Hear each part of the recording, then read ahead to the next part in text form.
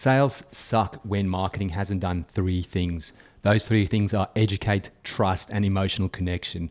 So in this episode of the podcast, we dive deep into the ways that the top 1% of builders are using and how they're using marketing as sales in advance to create better clients. I'm excited to jump into today's topics. And I'm also really enjoying this three-way. I know we did it at the beginning of the year and then the feedback was epic, so we did it again, but I'm liking it. The people want us all. Yeah. I think we That's it. balance each other out. Well, I think the three of us in many ways are quite different, so then you're getting different perspectives and the Yeah. roles are very different. Yeah. Before we jump in, we're about to move office and we're building a new podcast kind of studio, which would be awesome. Because I find these podcasts actually pretty hard because Andre, he's got to talk to the person in the middle. Like you might go off mic. So Yeah, I'm trying to like stay like this, talk like this. I'm like one of those commentators. Like, But anyway, exciting times. Going to move office. Yeah. Stay tuned. Might do a bit of a behind the scenes video reel on Instagram pretty soon. So That's cool If you don't idea. follow us, go on Instagram. There you go. Got our own little project happening. Yeah. But today excited for us to dive into marketing is sales in advance. That's a topic That's a good topic. Yeah. Well. It's something that often comes up. It comes up the workshops. I think it's a lot of guys have an epiphany when they realize that. Yeah. Because a lot of builders we talk to, and this is just me talking to builders every day, sales is a big challenge for them. Yeah. And they put a lot of emphasis on sales, and then they can sometimes become a bit buckled under that. I'm not a salesperson. I don't know what to say. And Yeah, they think sales is like this dirty word, and yeah, it's because people don't like being sold to. But yeah, like when you talk to builders, JP, like when it comes to not just sales, but like what's a big problem that you see builders that do not see marketing as sales in advanced? What do you see? well, something I think that's pretty timeless for builders, and maybe it's just because of the generations that have come before builders, the younger builders today, but definitely all builders, is just referrals. I think for a lot of guys, that's how it's always been, or when you're starting out. So they just rely on referrals. Yeah, rely on referrals. And that can get you some guys, and that's the thing, it's like every builder you talk to, they know someone or they know of someone who has done referral, has just stuck to referrals and has gone on to be just 10 levels ahead of them. That does happen. It's just very few and far between. Yeah, referrals are amazing. Like I don't diss referrals at all. I think the problem that we found with our business with referrals is that it's a hit and miss. So someone might refer you and then it's like a bad referral and then you feel awkward because you're like your friend has literally just referred their friend to you and you got to do good by them and it's not really a good fit. Yeah, I had someone actually this morning reach out to me and say, "Oh, so and so from this business said I need to talk to you," and it was like, "Oh man, I'm really grateful and I'm looking forward to talking to them because maybe we can help them, and that's always a good approach." I think we encourage a lot of our guys, even if you get a lead or an inquiry that comes in, and you're thinking it's not perfect, engage with it. Have a chat with them. Maybe they're just naive, and they're missing things. But this morning's referral to us is a referral who was originally from another referral who was from, so it's become so distant, it's a little outside our niche. So we'll see how that conversation goes. But yeah, relying on referrals I think is a big challenge that we hear a lot of builders facing, and it can cap out. And the problem is when those builders are only relying on referrals, they might only have a small number of opportunities in their pipeline, and they are doing everything they can to get one of those opportunities. And which is great. Like I think you should be proactive about getting those projects. The problem I see though is because you only have a few opportunities and they were all referral, those opportunities, those prospects might be looking at other builders as well. And now all of a sudden that puts you in a position of competing. You're the one, you're not the prize anymore. The client is the prize. Yeah, I think also, this is something I've heard from many builders' mouths, is that relying on referrals when I ask them about where their work's coming from, and then they'll follow it with, from friends and family, and they'll say, I've just run out of friends to build for, or especially for, let's say, younger builders, let's say in their late 20s, early 30s, their circle of friends and social circles might not have $500,000, $2 million upwards of there to do these big projects that these guys are capable of doing and want to do. And so you got to put yourself out a little wider. But can you break down for the listeners just more of that marketing and sales in advance? What does that mean? Some people don't. Yeah, Like really layman's terms, if you can. Yeah. I guess to break down and maybe give it some context before we get into the 3 topics for today. Marketing is sales in advance, and that thought belief really flips everything on its head. And in an ideal world, what marketing looks like when you look at sales, it's the prospects, they need to know as much as possible about you, your business, the process, the journey that you're going to go on. A lot of their fears need to be taken care of, right, before you even talk. So a lot of the content, marketing, everything they are consuming has got to overcome some of those fears. It's got to overcome a lot of the objections that they might have before they even come to you. Because by the time they come to you and then they bring up the objections, this will drag out the whole sales process even more. And really, the main goal for marketing and sales in advance, it should position you as the expert, right? So it should position you in a way where the prospect only came to you. They didn't go look at other builders. They are, in their mind, their frame of mind is, I hope this builder takes me on as a client. Now, there's another topic there called supply and demand and everything else like that. That's a different story. Yep. We've done podcasts on that. You've got to get that supply and demand balance right. But that, at the end of the day, they need to see you as the expert. So a lot of your marketing should do that. They are coming for you. You are the authority. You're the guide taking them on this journey, and most of their questions that they might have are already answered by the time they come to you. So that's kind of like just a little bit of a breakdown of what marketing is when you look at it as marketing, sales in advance. One thing I maybe want to add to that, I just thought of then while you were talking, a lot of builders will say to me, once I can get the person in front of me, or once I can have a conversation with them, I've got them. And it's like, awesome. So everything that occurs there, building rapport, body language, the vibe you give off, the relationship you begin to form, the educating that you're doing, the asking of the questions, the dealing with concerns, all of that is fantastic. And if you're good at that, awesome. But essentially marketing sales in advance, that concept is taking that which you were able to achieve there and going, well, why can't you achieve that? So let's say automatically or on autopilot with marketing out there, and you just get to run your business. And when that person turns up, that's already been achieved, that which you were achieving in those first few meetings. Yeah. Why would you want to do that as a builder? Well, it cuts down time. Hugely time. And also you fast track, seeing if a prospect is actually an ideal fit by the client. So cutting down time spent trying to build a relationship. Yeah. And also traveling to site. Yeah. See if it's actually worthwhile. See if it's worthwhile.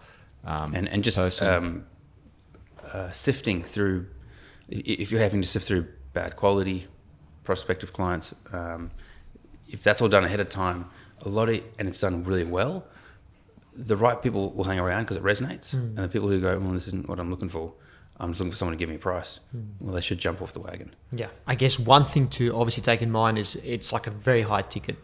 What's that, like builders? Like high ticket for builders, like people are doing their life savings sometimes. Yeah. It's something that they've been like builders clients investing. Yeah, investing, and it's been thinking for years about it and dreaming about it. It's not just a it's short not a quick decision. decision. No, it's not an impulse decision. Yeah. So I think this is why this podcast is so important for builders. That and not just this podcast, but taking action on this, implementing this in your business. It's huge. Yeah. We've seen this multiple times, And the cool thing is, once you start on this journey of marketing and sales in advance, it snowballs. So every time you do something, it picks up momentum. Yeah. But we will be discussing a lot of this momentum in the 3 topics. All right, let's I don't know if we should go jump in. I want to understand a bit more on that. I really want that emphasis of what's marketing it's like sales in advance, like that whole. Yeah. What would you have in mind in terms of topic one or subject one in this? Topic one is builders, and really this comes back down to another problem that builders have, and that is builders don't know what to say in their marketing. They don't know what to show in their marketing. They are reading a lot of different things, a lot of things that have not really been tried and tested. But when it comes down to it, at the core root level, is that it's about understanding your client. So, And when you say understanding your client, what do you mean by that? a lot of builders, they don't know what to say. They don't know what to communicate in their marketing. So they go brainstorm. Oh, we can say this and we can say this, and we've been running the business for this long, or just all these surface level We things. really focus on quality, time. and like our team are just really nice and they're Yeah. clean on site. Yeah, they're always saying that. And the thing I always try and say is, and we've done this in multiple podcasts, is instead of trying to figure out what to say, just understand and talk about the stuff that your ideal clients need to know, what they want to hear, what their desires are, what their pain points are. So instead of you trying to talk at the market, it is understanding what the market wants to hear or what they need to hear. So it's asking those the right questions Yeah, kind to of. understand, okay, what do they want? And then what's the things holding them back from getting to that? Yeah. I mean, the easiest way is to literally jump on the phone or catch up with like 3+ clients, right? And asking questions like, before you went down this path of renovation or new home, what prompted you to even look at the whole thing? So before you even looked at builders, right? Understand what their pain points were. Yeah. And you'll be surprised. Sometimes you think you know what that seed, that starting point would be. But yeah, when you ask your clients, it's completely different. We do this quite a lot with our clients. I catch up over Zoom with them and really understand this. And then ask questions like, okay, well, so then you had this idea of renovating. What prompted you to start looking at, builders? Not just go buy a place or whatever. Like, you just want to dig deeper and deeper and deeper. And then, okay, so now you've decided, I want to get a builder. What made you look at us? How did you find us? And then when you found us, what did you experience? How did we overcome what were some of your fears? And then, how do we overcome those fears? What were some of your objections? If you had to stop building it or not even go along with the whole process, what would those things have been? Once you got in contact with us, what if there's anything that was going to stop you from moving ahead, what would that have been? So you just dig deeper and deeper and deeper. And then you're having this conversation with these people and you're getting data that you can actually use as part of your marketing. I think very often when you come back to the original piece of this Topic. being not knowing what to market, yeah, that's a big one. So often I'll talk to builders and they haven't posted anything perhaps, or put something out there for a year, or a couple of weeks or months. They just don't know what to post. And when they do post, it's like, it's finished home, and then it just says finished home. Yeah, and also a lot of on-site stuff. A lot of on-site And stuff. I mean, from a non-builder perspective, like my perspective, like we're doing a few things at our home at the moment. It's not nice. Like you're living in there are like multiple days or weeks where things are not in place, right? Things are broken down or whatever, right? It's and our office now, like the new office as well. Like we're getting it fitted out. Like it's not a sexy thing. Like the process of building and it's dirty. It's not sexy. So Yeah, this is something that we often comes up in conversation with us, because we get asked by builders for our ideas and stuff, or some of our builders, we're now working with them and taking care of their organic socials, and that is, what to post. But when it comes to, because so many builders, they like posting the stuff that's under construction, Yeah. because it's cool to them, and they get the and likes it's easy from trades because and that's stuff. that's what they do every day. Yeah. So they are there on site. They can. And they also look at it and go, oh, that's really cool, because we had to do that to make that work, and we had to get something in there, we had to hold, But the average Joe has no idea. So Yeah. to them, it just looks unfinished. It's like us posting about cameras. We never do that. Yeah. We love cameras. We nerd Yeah. out about cameras, but So just to kind of go with that. So once you've talked to 3 clients, Yeah. for example, you've really dug deep, different levels, Yeah. what they want, what's their problems. What do you do then with that data? Like how do you then use that data in your marketing? Yeah, I mean, what we normally help our clients with is like we do a lot of this like in story development, a lot of different exercises and things, and then at the end, like then there's a lot of data. There's like pages and pages and pages, and then we try and get it down to like a 1-page focus, so that our client can like pick that up and go, cool, these are my ideal clients. This is their main problem. These are some of their other problems. This is what they desire, and then everything you do from there onwards should fit with that. So what I mean is like your marketing, the things you say in the sales process, it's got to like fit that. So we help them get clear on that 1-page focus. But then, yeah, from there, you've got to market your business and in all different channels where your clients are. It's no use spreading your message on Twitter or the newspaper, like the physical newspaper, if your clients are not there. You've got to think about where are they? Like, where are they spending a lot of their time? Where is their attention at that moment? And then how can you put your message that they need to hear in front of, like, in their attention? Exactly. So that's another podcast for another day on like all the different methods of marketing to, get this message across. But this is the first step. It's the root. A lot of people go, oh, I need to market my business. Okay, what am I going to do? I'm going to do video. I'm going to do site signage. They think from it again like this. I'm going to talk to the market instead of going with the market first and go, where are they? What do they need to know? Yeah, and go from there. Absolutely. So yeah, that's topic 1. What did you have in mind for topic 2 or section 2 of today's podcast? The topic 2, and we kind of just said it before in a way. The public or people out there, people that want to build, they tend to not trust the building industry. There are fears around it. What if this builder will go bust, or what if this builder's gonna do a run on me or whatever, right? There's a lot of distrust there. And one thing I've noticed with that is like, maybe just because we've been working in this industry now for a while, helping builders, and we've become so close with our builders, it really grinds me when I hear someone outside the industry, let's say family, friend or acquaintance, make some bad remark towards the building industry. It's Yeah. just like, oh man, like you have no idea. You have no idea how hard these guys work. Yeah. And the risk and the risk and the extent to which a lot of them go to bring an amazing outcome for their client. Yeah.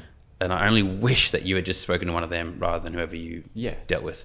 Yeah, and it's like Chinese whispers, right? They just heard it too. from somewhere else, and it's just got this bad rap. But I mean, go drive around. Like, most people like live in homes, right? Like, live in a dwelling. Like, those dwellings were built by a builder. Like, it's such a big part of life, I think people take it for granted. So and I guess to help with this, and what we've seen work really well in the past is the builders that understand that is the perception that the public has or prospects have. They utilize the power of storytelling to really build that trust. So it's a big way to, again, increase this marketing, sales in advance to like build this trust. A huge problem I see a lot of the time, especially with builders, is it might be because they are super busy or they don't believe in this woo-woo kind of like story thing, which I totally get, right? It is a huge one, but they discount this whole like the power of storytelling. Like, how would you ease a builder's mind when it comes to this? Well, I think a big thing is, maybe before I answer the question, is like, if we unpack just what is story, like very, very simply. I know JP has mentioned this before. Like, JP, how do you explain to builders normally what is story? Just to kind of dumb it down, and then... The easiest way, I think, some guys do it quite naturally. They'll just tell a story. So if someone... Like in their sales process. Probably a good example is the sales process. So if a builder a client asks a question or says something, and the builder can see, there's a concern there, that they've asked that question. Therefore, this comes back to knowing your clients really well. If they're saying this, it's a good chance that they have this concern or they have this false belief. And so knowing that means, rather than just answering it straight, which is only going to tick that little box that client has. It's not going to give them any greater context and a greater understanding. A great way to go around that and to overcome and achieve more is to tell a story. Yeah, literally a story of someone else that had that same concern. Yeah. And then, yeah. Yeah, and then ideally, again, back to knowing your audience, when you tell that story, the person listening to that, if they're your ideal sort of client and fit, and you're telling a story of an ideal client, they should naturally just follow along with that story and almost subconsciously just place themselves in that story and then see and feel what it's like to have gone through that and reached the outcome. That's hard. That's so good. Yeah, that's awesome. Yeah, and I mean, the way builders can do this, especially in terms of marketing, and the third topic we're going to go into now will debunk a lot of this, but yeah, the type of stories that you can do as a builder is definitely around past clients, like telling their story. So not a testimonial video about how good this company was. Just to jump onto JP's topic there, the reason why you don't just, if there's a concern coming up in the sales process and not just giving them straight information, is that people struggle to receive information sometimes. And the best way to receive information is actually through story. And then even better, if you've got an example of someone else that they relate to, then they seamlessly receive that information, process the information, and like you said, they get to that outcome. And your question before, Kunai, was about just rephrase that question again. What should builders, when they look at storytelling, especially the ones that think it's woo-woo or whatever, how do you help them overcome that and utilize the power of storytelling in their business? It kind of goes back to what you said at the start of the podcast. It's understanding where do they want to go and what's their problems and their false beliefs, i.e. objections. Because once you understand that, you can start creating stories of each one. So let's say an objection is for a builder that, oh man, what if I design something now and then I'm I change my mind or something happens and now suddenly I can't go back and now I've just got to go with this design that we've got. Yeah, so the problem there is basically they don't move forward until they're 100% ready on this design. And whereas the builder knows that we could probably evolve along the way. Yeah, we can find a solution around it. So what the builder might do is he'll use a story of an example previously with another couple that's similar to this, say, couple, and go, cool, yeah, this, Jan and Bob, they were building their house and planning it and everything, and then suddenly that same thing happened where they weren't sure if it was the right plans, etc. And then you kind of tell the story of how they overcame that, and then that builds so much trust and just makes them feel at ease. Yeah, makes them feel at ease. So I mean, another big part of storytelling is like visuals, especially when we talk about video now, and utilizing your story through video and client stories and so on. A huge side are the visuals. Yeah. So what visuals, the story team at this video, what do we focus on? What do we capture in terms of visuals? Because it's not just about capturing for the sake of it. There's psychology behind it. That's right. So what kind of visuals do we normally capture? So when it comes to deciding on those visuals, we generally go on who are we targeting? So if it's a specific builder, they do a certain type of build in a certain area, we go, cool, who's their clientele? So we've got to understand who their clientele is, because then we can start going, cool, okay, what do we need to show? What's important to that clientele? Yeah, what's important to that clientele. So let's say... what? What's an example? Let's say here on the Gold Coast, and it might be down in Burleigh. Someone, doing maybe $1 million renovation or something. And to them, important thing is now lifestyle. So living on the Gold Coast, they love going to coffee shops. They love having a yard. They got a dog. They got all these different things. Beach. So things that are important to their Markets. lifestyle. Yeah, markets, exactly. And so then what we do is we kind of really focus on that lifestyle aspect, showing those little details, things like a person really loving coffee in the morning when they brew their coffee, or when they take their dog, get the leash, take their dog to the beach. Those little details, because a similar other person, when they watch the story and they see these things, they will straight away go, man, that's so me. Yeah. You're talking to me. Yeah. And the funny thing is we're not even showing building. No, we're not showing building. And that's why lifestyle is it's just, the more we get in this game, the more we go on with builders, we're just man, this is the stuff that changes lives. And even some of the nuanced things that I've seen in terms of the visuals that we capture is even just the smiling, laughing faces on family. Yeah. Not the fake stuff, but actually having a good time. Authentic. The biggest thing you can do is authentic. Where you lose engagement and people going and not connecting to something is because they didn't see it as authentic. So Looks like stock footage. everything we do is very, very authentic. And it's from the heart because people can sense it. They can feel it through the story. And obviously that's how we guide our clients through all Yeah. that to make it happen. I mean, I've had builders tell me this, right? That a prospective client would approach them and say, "I watched your story and I was in tears." Yeah. Like It resonated tears of with joy, and like that's what I want. That's what I need. We've even had And we're not even talking about building here. and we've even had builders talk about the other builder video stories they've seen. They're like, "Man, I would want that guy to build for us." Multiple times. Yeah. Times. And often it's like things that, again, this feedback we hear from our builders is when a prospect reaches out, and they get to know each other and the project goes ahead, and the project or the client then begins to sort of open up about some of the key things that influence their decision. It's not to do with the building. It's not to do with the beautiful aesthetics that they saw of a past project or anything like that. Definitely not with pictures of things under construction. But that's something. And funny enough, we know that. That's why we're very good at what we do. But it is funny how often that comes up in conversation when either someone will say, "Oh, I don't want to capture this and this," or "There's no need for that," or and yeah, it's just like, well, yeah, I find that funny. And there's always going to be like specific people that don't think they need to show that lifestyle side.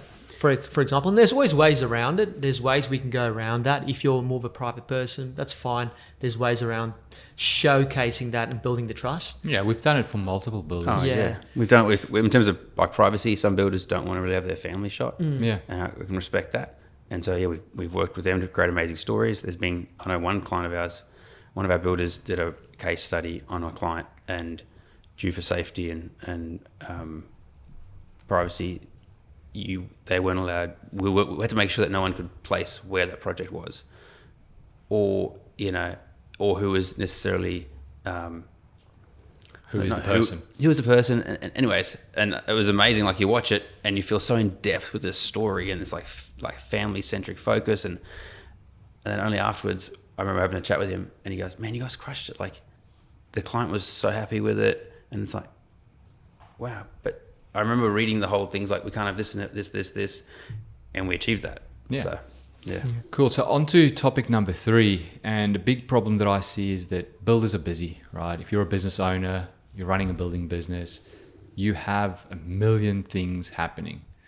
It's non-stop. You could literally just work 24/7 if you weren't disciplined enough to go home, right? So how do we use marketing to really build that presence in of our business, build that trust, and really fast track that sales process if we're already busy, right? So this is where the power of leverage comes in, and using digital and technology as leverage. So for those that don't know, I don't know if you can see my logo here on my shirt. You can check it out on our website or wherever. It's the icon represents what we call the fishy effect. What is the fishy effect, Andre? Like if you had to Biggest sum it thing up. is like if you look at the tail of the fishy, the amount of input versus the output being a lot more. So Yeah. the investment, the return on investment a lot more, and then everything you put in from a marketing, from a sales perspective, the effort that you put into it needs to be 10 times. Yeah. Or whatever. Yeah. So it's an input-output thing. So for whatever time, money you put in, Yeah. the output should be very big. It should be a multiple. It shouldn't just be a doubling or anything like that. It should be a multiple. That's right. Yeah. So now, if you've done topics 1 and 2, like you're clear on your kind of like your audience and you're using story, now leverage that story through technology, right? Site signage and everything's good, like cool. I mean, you might be building on 2 different streets. One is a cul-de-sac, another one is on, let's say, a major road. The impressions are going to be different, right? More people will drive by the main road, they'll keep seeing it. But again, what do they see? They see building. They might associate building with something negative, dirty, not sexy. The cul-de-sac one, yeah, probably just that street might see it. The kids walking down and playing in the end of the street. So yeah, site signage, like I don't diss it. I think every builder should do it anyway. But yeah, when I talk about leverage, it's really about leveraging your story and the message that you're putting out there through technology. While you sleep, get it running, right? Essentially, looking at what technology is available, what platforms are available to take this message that's right now with me, it's with one person, and how do I get it in front of a lot more? Yeah, exactly. And I mean, on that point, right, a lot of builders might have tried this before and they feel like they haven't had the result that they were looking for, But chances are that they didn't go through the right steps, like number one, knowing who your ideal clients are, what they're all about, using a great story. But then number three, like I would argue that, even if they did do some paid advertising or whatever, and they feel like they didn't get a result, it was still amazing because, look, if people don't know about your business, they can't do business with you. So at the end of the day, it's better than nothing. It's better than nothing. But yeah, there are definitely better ways of doing things. Again, like this podcast, like listen to topic 1 and 2. So yeah, but you've got to remember, like, it's the same with us. If you're listening or watching this podcast right now, it's because you know about us. If you didn't know about us, you wouldn't have been listening to this podcast. And if you're listening to this podcast and you're a client of ours, there's no way you would be a client if we didn't made ourselves known to you. So that's what builders have to think about. But also, just you look at the technology we're using for this, one, to capture it, two, to get it out there and get in front of more people. I mean, you imagine it'd be pretty challenging if you looked at the amount of people who would be listening to this, imagine each of them. And it's ongoing. Ongoing, yeah. And it just more and more people listen to it, listen to it twice, 3 times. But imagine all of those people trying to reach out and have a conversation and gather this information from us as individuals. How many times would we have to regurgitate it, which would be exhausting, to try and organise meetings with all of us, at least together, let alone separately? It just doesn't. Yeah. It's not efficient at all. Yeah, it doesn't make sense in... No. It's like gravity, right? It's a universal law. The universal law is you cannot achieve the same amount of messaging, education, trust building through like one-on-one as opposed to something like this. It's a universal law. I like with the topics there today, I like how they flow, because one is like knowing your audience, and then using story, but then it's about leveraging and getting that story out there, because you might have a really good story, a really good experience that you took a client through, but who knows about that other than that client? And maybe the handful of people that client knows or tells about their experience with you. Again, and it goes back to as time goes on, that dilutes, right? Yeah, they get busy, life moves on, they might even move out of the house one day. Yeah, then that's and it's an old topic. You don't talk about it anymore. Yeah. Anything new, you talk about it.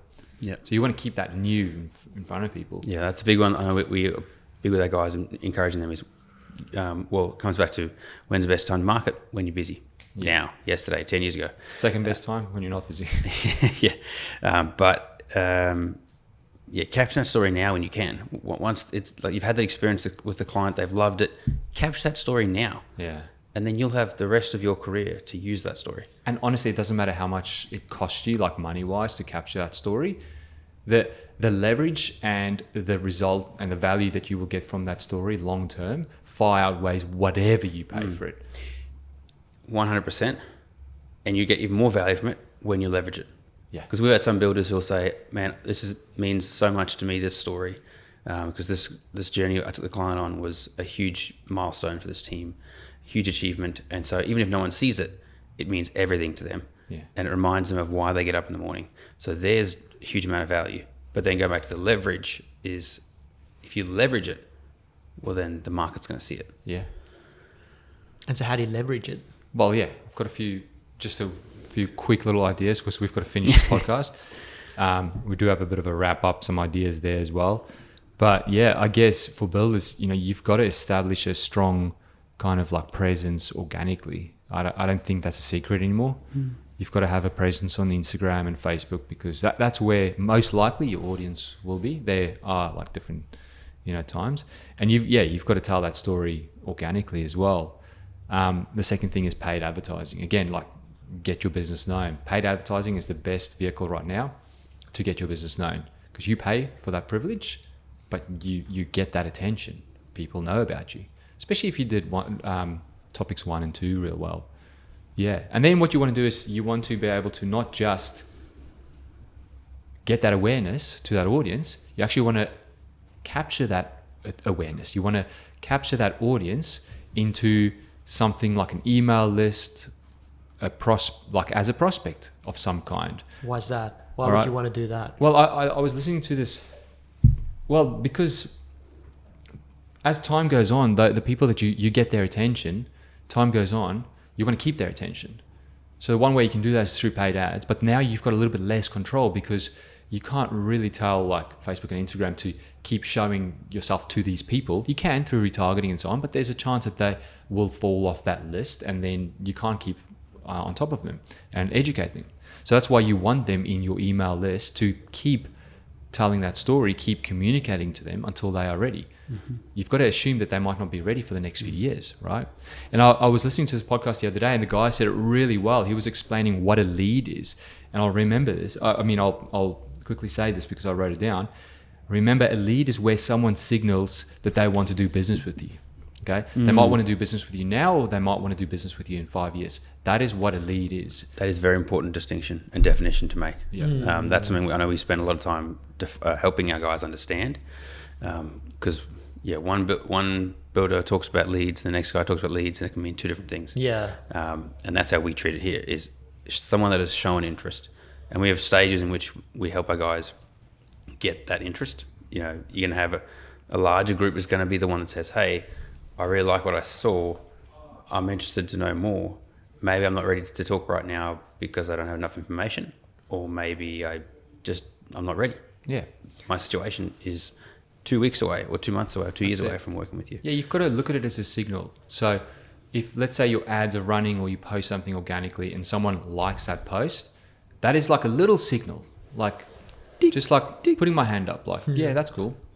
Little signal, that's a lead. Yeah.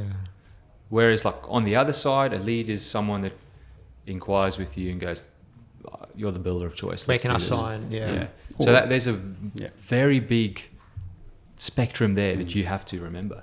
And that group of people who've said, I like what I see, but maybe I'm not ready to talk, is far larger. Yes. So there's huge opportunity Massive there. opportunity. And so then it's about, well, what are you doing with that? Once someone says that signal and goes, I kind of like what I see here, from a distance maybe, what are you doing with that? Yeah. And what are you doing to make the most of that opportunity? Yeah, and sometimes you might not even know what that signal, you might not even know that person. The signal might just be them looking at something that they see of yours and them thinking to themselves, I like this. I like this builder. There's no way of you knowing that. But yeah, you're right. You've got to keep nurturing those people as well. Yeah. I mean, a real maybe simple example, much of this will work. But imagine if you were to go to a expo and someone walks past and just looks at you from a distance, looks at your stall and moves on. That's them giving you a signal.